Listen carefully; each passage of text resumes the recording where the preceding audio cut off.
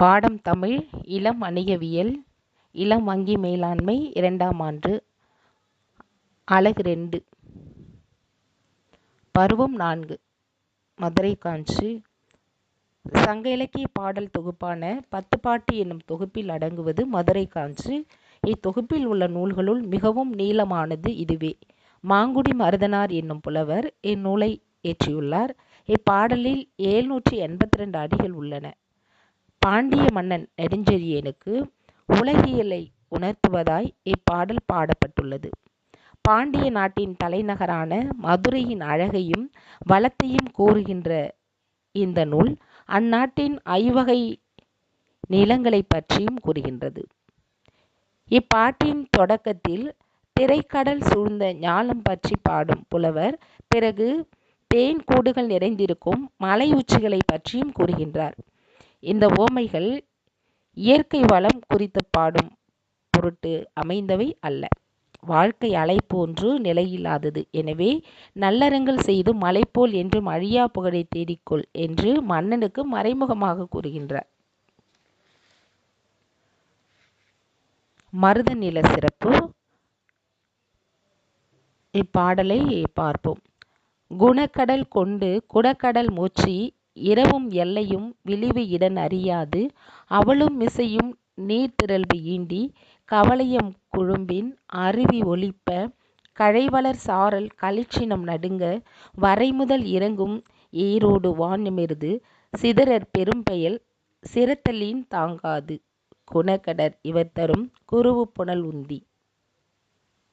கிழக்கில் உள்ள அந்த குணக்கடல், கிழக்கில் உள்ள கடலில் அந்த நீரை கொண்டு குடக்கடல் மேற்கில் உள்ள கடலை முற்றுகையிட்டு இரவும் எல்லையும் விளிவு இடன் அறியாது. அந்த இரவு முழுவதும் பொழிகின்ற அந்த மழையானது மேடு பள்ளம் என்ற அந்த ஒரு எல்லை அறியாது மழை பொழிகின்றது. அவளும் இசையும் நீர்த்திரள்பு இண்டி வெள்ளம் சூழ்ந்து நிற்கின்றது. கவலையம் குழும்பின் அறிவு ஒலிப்ப கழைவளர் சாரல் களிற்றினம் நடுங்க வரைமுதல் இறங்கும் ஏரோடு வான்நிமிர்து சிதறற் பெரும்பெயல் சிறுத்தலின் தாங்காத. அந்த மழை பொழிவதனால் இடிகள் முழங்குகின்றது. அந்த இடியானது ஒலிக்கும் இடியின் ஓசை அந்த மலையின் மீது பட்டு அந்த ஓசை மிகவும் பயங்கரமான ஒரு சத்தத்தை அங்கே கொடுக்கின்றது. அந்த நேரத்தில் அங்கே மேய்ந்து கொண்டிருக்கின்ற அந்த மூங்கில் காட்டில் இருக்கொண்ட அந்த யானைகள் களிற்றினம் அந்த வளர் சாரல் அந்த சாரல்ல நடுங்கி நிற்கின்றது. நிவந்து செல் நீத்தம் குளம் குல சாட்சி களிறு மாய்க்கும் கதிர்கழனி.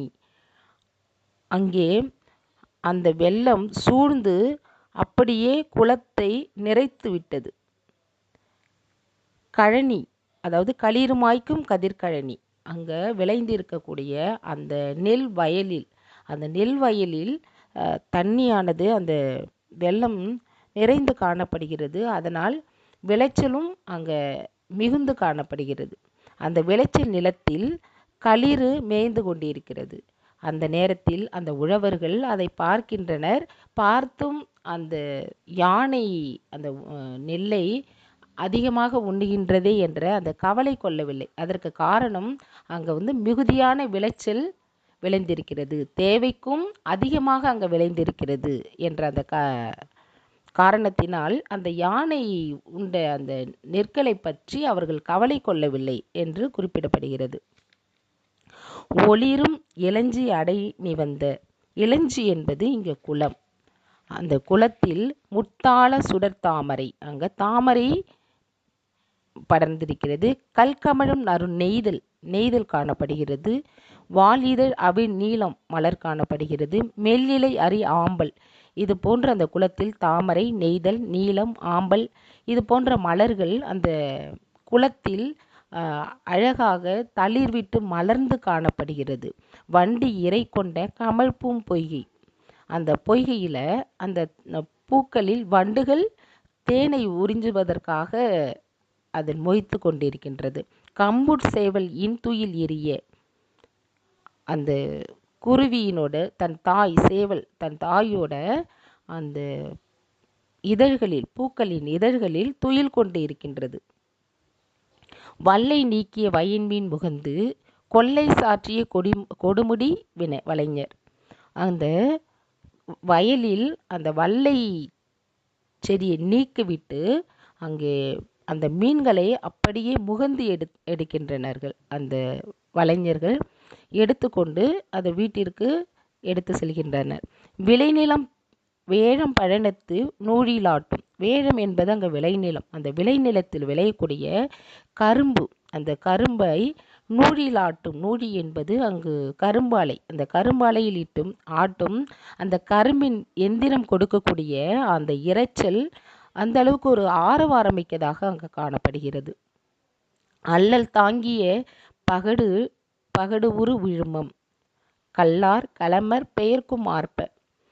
அந்த கரும்பினை ஏற்றி செல்லக்கூடிய அந்த பகடூர் மாடு பூட்டிய அந்த வண்டி அந்த பாதையில் அந்த சேரில் மாட்டிக்கொள்கிறது.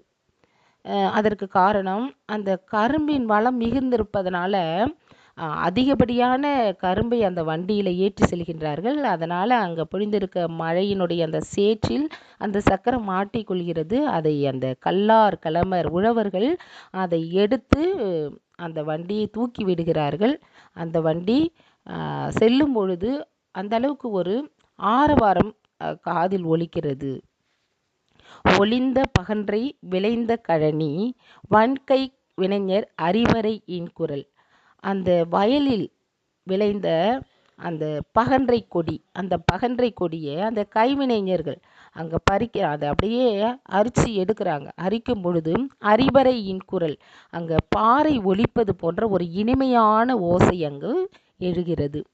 தளிமழை பொழியும் தன்பரம் குன்றத்தில் கவிகொள் சும்மை ஒலிகொள் ஆலயம். அதாவது தளிமழை பொழியக்கூடிய அந்த மழை பெய்து கொண்டிருக்கிறது. முருகப்பெருமான் வாழக்கூடிய அந்த மதுரைக்கு அருகில் உள்ள திருப்பரங்குன்றம். அங்கே பொழியக்கூடிய மழையினுடைய அந்த சத்தமானது கவிக்கொள் சும்மை ஒலிக்கொள் ஆயம். அதாவது அவ்வளோ அளவுக்கு ஒரு கவி போல கவி பாடுவது போன்ற ஒரு இனிமையான ஒரு ஓசை காதில் ஒலிக்கின்றது. தகைந்த கோதை தாரோடு பொலிய புணர்ந்து உடனாடும் இசையே அனைத்தும் அகலிரு வானத்து இமிழ்ந்து இனிது இசைப்ப. அந்த மக்கள் அந்த பகன்றை கொடிய கழுத்தில் மாலையாக அணிந்து கொண்டு அவர்கள் கைகோர்த்து குரவை கூத்தாடுவதும் தோல் தழுவி ஆடும் துணங்கை கூத்தாடுவதும் அதனுடைய அந்த ஆடும் இசையும் அவர்கள் ஆடும் அந்த ஒலியும் வானம் வரை கேட்கின்றது. அகல் இரு வானத்து இமிழ்ந்து இனிது இசைப்ப வானம் வரை கேட்கின்றது. குறுகு நரள மனைமரத்தான் மீன் சீவும் பான் சேரியோடும் மருதம் சான்ற தன்பனை சுற்றி ஒரு சார். அந்த மீன் தேடும் குறுகுகள் குளத்தை சுற்றி நிற்கும். ஆனால் இங்கு அந்த மீன்களை எடுத்து வந்த அந்த உழவர்கள் வீட்டில் அந்த மீனை சமைப்பதற்காக அவர்கள் அதை சுத்தம் செய்து வெட்டி எடுப்பார்கள். அந்த வீட்டின் முற்றத்திற்கு அருகில் உள்ள அந்த மருத மரத்தில் அந்த குருகுகள் அமர்ந்து கொண்டு பார்க்கின்ற அந்த ஒரு காட்சியையும் இந்த மதுரை காஞ்சியில் மிக சிறப்பாக இந்த மருத நில சிறப்பு வழியாக நமக்கு எடுத்து சொல்லப்படுகிறது. அந்த அளவுக்கு மருத நிலத்தில் அந்த வயல்களில் விளைந்திருக்கக்கூடிய அந்த நெல் கரும்பின் வளமும் இங்கே மிகுதியாக இருந்தது என்பதை பேசப்பட்டுள்ளது. அங்கு மழை வளம் அதிகமாக இருந்திருக்கின்றது என்பது இங்கு பேசப்பட்டுள்ளது. அங்கு காணப்படுகின்ற அந்த பொய்கைகள் எப்பொழுதும் நீர் நிறைந்து வளமாகவே காணப்பட்டுள்ளது. அங்கு உள்ள மக்கள் அதாவது உழவர்கள் எப்பொழுதும் மகிழ்ச்சியாக இருந்திருக்கின்றனர்கள். ஆடி பாடி அந்த வளத்தின் மகிழ்ச்சியாக வாழ்ந்திருக்கின்றனர் என்பதையும் இந்த மருத நில சிறப்பின் வழியாக நாம் அறிய முடிகிறது.